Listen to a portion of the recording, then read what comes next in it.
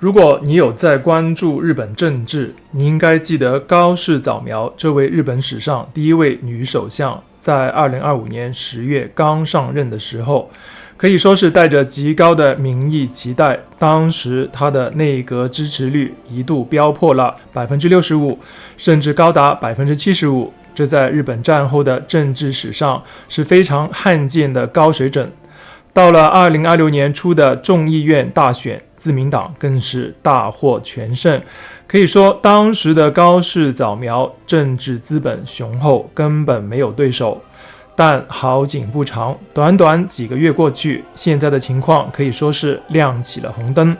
最近就在他强势推动各种法案的同时，他的后院却失火了。原本高达6-7成的超高支持率，最近竟然发生了雪崩式的暴跌，甚至首度跌破了 50% 的生死线。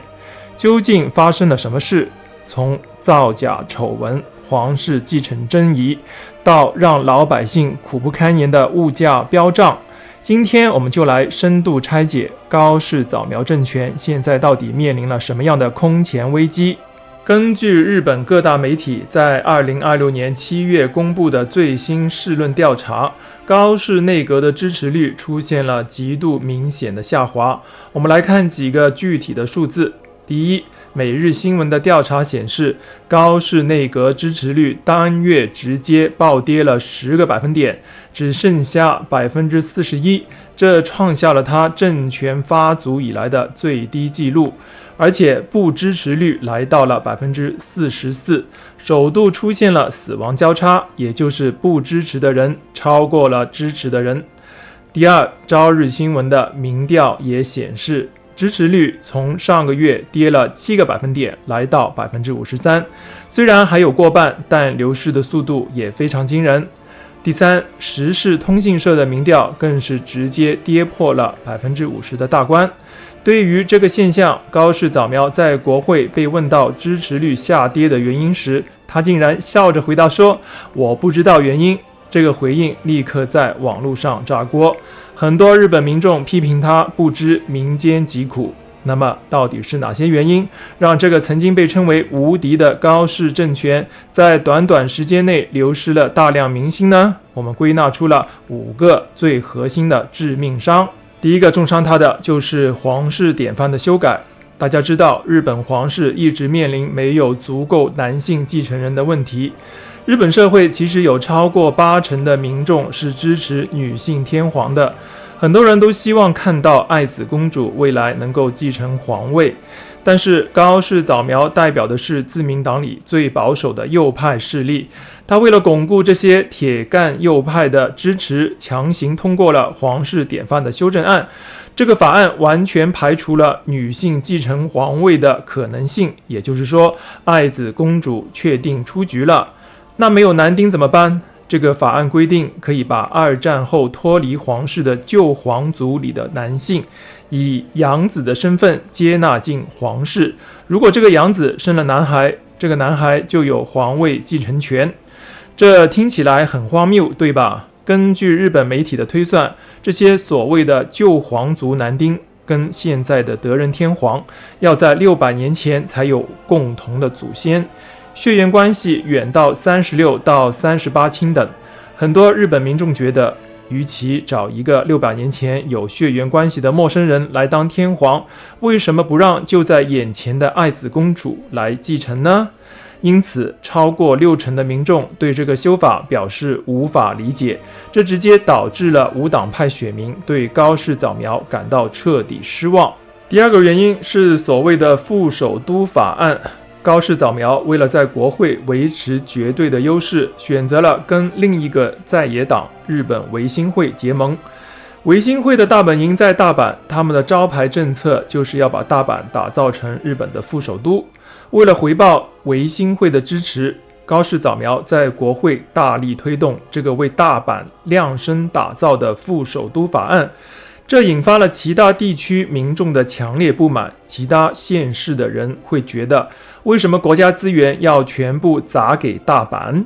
在野党也痛批，这根本是政治利益的交换，严重损害了施政的公平性。这种过度向维新会倾斜的态度，让自民党内部跟一般选民都感到非常反感。第三个原因是一件被周刊文春贴报的丑闻。今年6月，周刊文春爆料，在去年的自民党总裁选举以及今年的众议院大选期间，高市早苗的竞选团队在背后花钱制作了大量抹黑、攻击政敌的短影片，并且在网络上散布。文春甚至公开了一段 Zoom 的线上会议录音，里面疑似是高市早苗的贴身秘书木下刚志在跟影片创作者讨论怎么操弄这些抹黑影片。面对这个指控，高市早苗的处理方式可以说是灾难级的。他先是拒绝正面回应，在国会被逼急了，就说有听过录音了，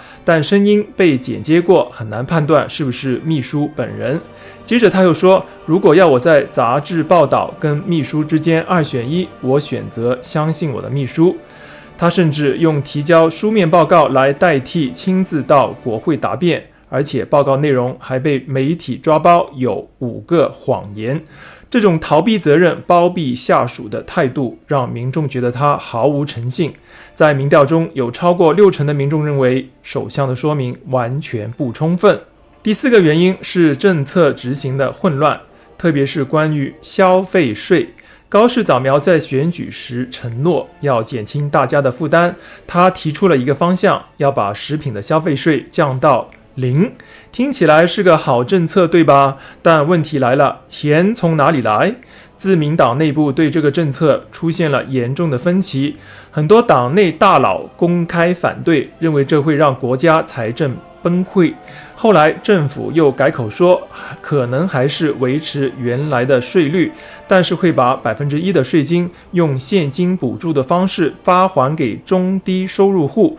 这样就实质上等于降税了。这种朝令夕改、变来变去的说法，让市场跟民众都一头雾水。民众觉得你根本没有想清楚就乱开支票，政策的信任度大打折扣。第5个原因，也是最致命的原因，老百姓的钱包缩水了。高市早苗上任后，坚持继续实施扩张性的财政政策，这导致日本的债务规模持续扩大，日元汇率也不断走弱。日元贬值虽然对出口大企业有利，但对于需要进口能源跟粮食的日本来说，代价就是国内物价全面飙涨。根据日本央行的数据，今年6月的日本企业物价指数同比上涨了 7.1%， 创下近年来的新高。统计的23类商品里面，有22类都在涨价。民调显示，有超过70%的民众对政府的物价对策感到不满。当民众连买菜、付电费都觉得有压力的时候，不管你政府喊出多少宏大的国家战略，支持率都一定会掉。最后个原因是他极端激进的国防政策。高市早苗上台后，不但放宽了将具杀伤力武器出口到第三国的限制，甚至开始触碰日本战后最敏感的神经，探讨修改非核3原则，也就是讨论在日本部署或引进核武的可能性。日本作为世界上唯一遭受过核弹攻击的国家，国民对和平有着极深的执念。高市这种大幅度扩军备战，甚至拥抱核武讨论的做法，引发了爱好和平的日本民众强烈恐惧与反弹。现在日本国会附近几乎每个周末都有大规模的示威抗议，这让他的支持度大打折扣。那么面对这么严重的物价问题和支持率危机，高市内阁现在拿出了什么对策呢？目前来看，高市早苗的策略是用补助来换取时间。首先，政府刚通过了高达3兆多日元的补足预算，这些钱主要用来做什么？就是延长对汽油、电费跟瓦斯费的补贴。政府希望透过直接压低能源价格，来稍微缓解民众的生活压力，这就是他目前最主要的抗通膨手段。第二，关于前面提到的食品消费税减到1%的法案，尽管党内外反对声音很大，但高市早苗在最近的国会辩论中依然态度强硬，他承诺这个大方向不变，并且承诺会尽速提出相关的法案。他试图向选民证明他是有在兑现选举支票的。为了处理这些堆积如山的法案跟危机，高市早苗在社交媒体发文，表示自己的工作状态几乎是铁人模式，从上任后一直以来每天只睡0到3个小时。但很现实的是，民众看的是结果，你工作再辛苦，如果物价还是下不来，大家依然不会买单。